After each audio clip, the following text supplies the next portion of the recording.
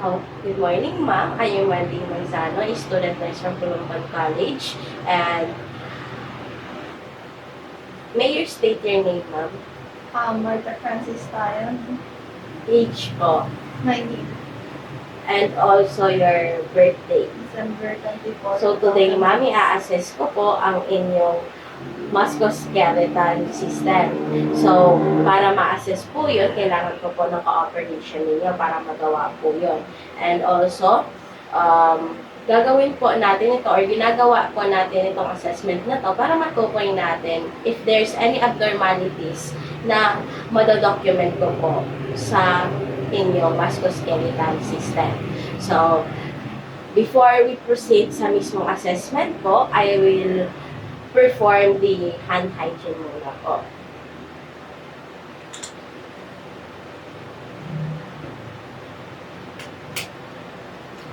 So, I will close the curtain po to provide your privacy po and your comfort po.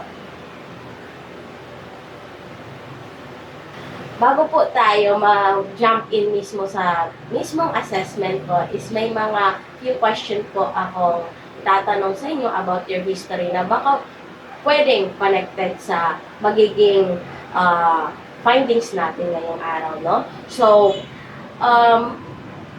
nakakaramdam po ba kayo minsan ng muscle pain po? Nino. Okay po. So, hindi ko na din po kayo matatanong kung kailan po nagsimula yung muscle pain kasi wala naman din po kayong muscle pain, no? So, may mga pagkakataon po ba na nahihirapan po kayong gumawa ng mga gawaing bahay or anything else? Hindi naman. Okay po. So, do you have a past history po sa sports or sport injuries po? Okay po. So, proceed na po tayo sa mismong assessment, ma'am. So, tumayo. So, I will inspect then the size and comparing both of your size.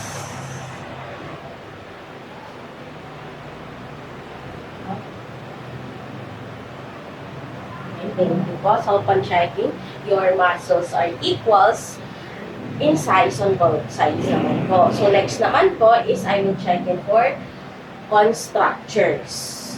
Okay po? So, pwede niyo po mang gawin yung ganito. Okay po. So, upon checking, there's no bone structures or tremors po. So, let's proceed naman po sa... So, ma'am, I will palpate the muscle tonicity and identify spasticity and flaccidity. So, kayong umupo. So, I will palpate the tonicity and identify the spasticity and flaccidity. May I learn now?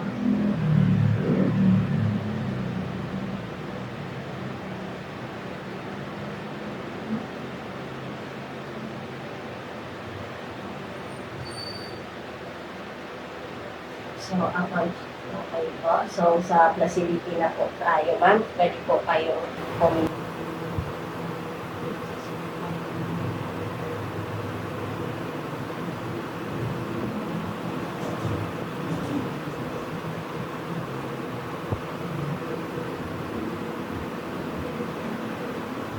So, upon checking po, there is no absence of flaccidity po.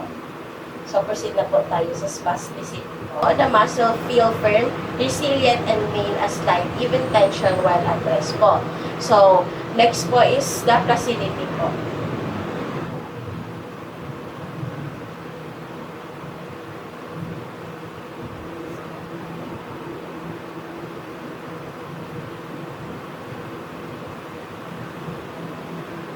So, flaccidity, absence of flaccidity, and absence of spasticity, and smoothness. Gagi, halatang nagbabasa kasi. Sabihin mo na. Sige, there's no presence of flaccidity and spasticity and smoothness of movement po. Pero na Clitomastoid. So, Next na lang po na yun. ma'am, proceed na po tayo sa testing of your muscle strength po. So, first po is your neck part. So, turn your head against my hand po. So, ganito po. Silent ko na. So, Bakit nagtanong ka? silent ko yun. Tumagala na. Sige. So, next po is shoulders naman po. Ganito po. Shrugging po. Ayan, baba po. So, next po is your arms po. So,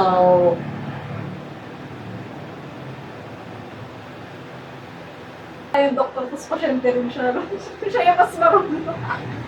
so, pwede niyo po bang itaas ang inyong kamay? Okay, resist po. Okay po. So, next naman po is sa grip naman po, i-pon niyo po yung kamay. Like close open. Okay po. So, next naman po is your hips and legs po. Pwede higa po.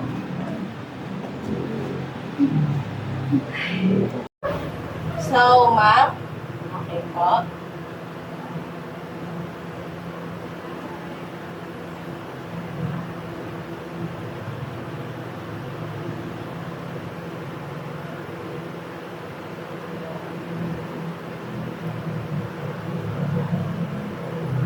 Ang checking po,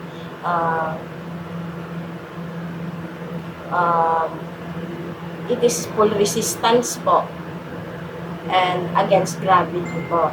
So, next po is, so ma'am, pwede na po kayong tumayo na. So, I am now inspecting your skeleton for normal structure and ipapalpate ko po if there's swelling or tenderness po, ma'am, no?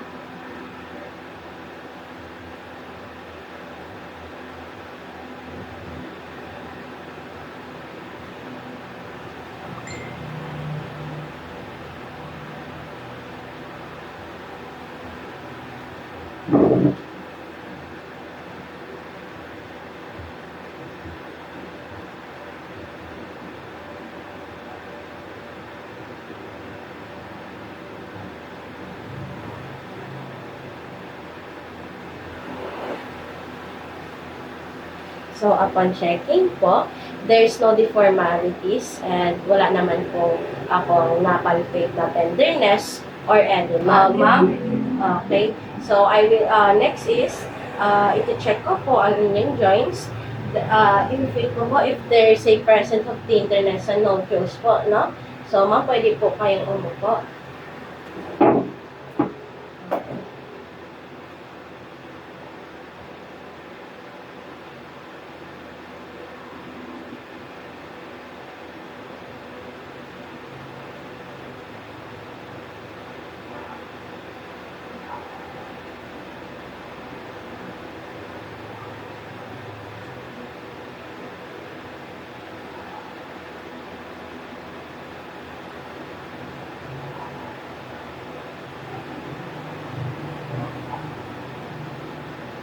No? Pwede po kayo.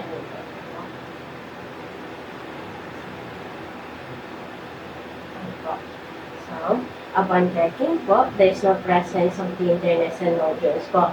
So next po is, we will also check your range of motion, but suddenly, wala po tayong gonyo or goniometer po, goniometer to measure the angle po.